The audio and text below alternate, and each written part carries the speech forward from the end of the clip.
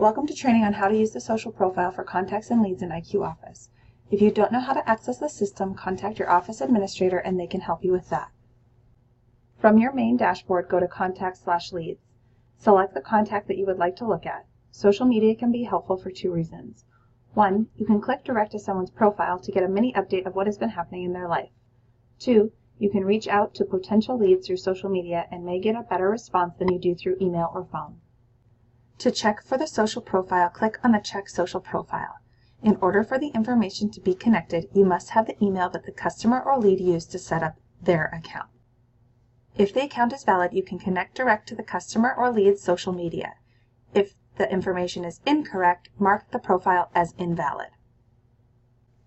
This is how to use a social profile, and we hope you make it a great day. We are in the business of helping you to work smarter. If you need more information or have a specific question about IQ, visit the Help Desk or YouTube channel.